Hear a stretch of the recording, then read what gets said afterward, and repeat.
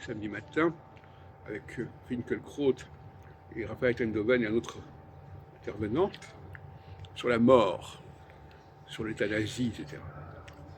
Et je voudrais préciser un certain nombre de choses. À partir du moment, ils n'ont pas fait de différence entre les gens.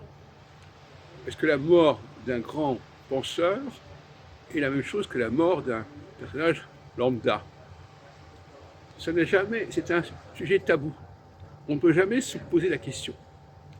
Est-ce que la mort de quelqu'un d'essentiel à la société, dont la présence est fondamentale pour le fonctionnement d'une société, aussi bien sur le plan culturel qu'intellectuel ou autre, est-ce qu'elle est au même niveau que la mort de quelqu'un qui ne compte pas, qui est dans le nous, c'est-à-dire qui fait partie d'une masse et qui n'est pas dans le jeu, quelqu'un qui a vraiment des choses à dire et à faire. Alors, le fait que ça n'est pas, au bout d'une heure, ça n'a même pas été mis en évidence, est regrettable. Je pense aussi au Covid, où là aussi, on n'a pas réfléchi sur le fait que la mort de n'importe qui, c'est pas la même chose. Il y a des morts, il y a des gens dont la vie devait être préservée à tout prix.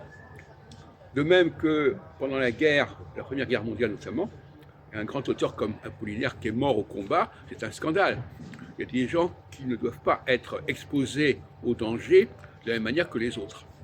Et tout ça, je l'ai ressenti comme un problème.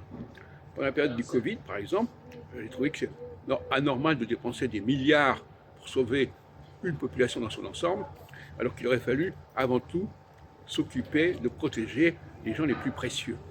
En termes de danger, il faut d'abord penser aux gens les plus précieux, les plus majeurs, les plus importants.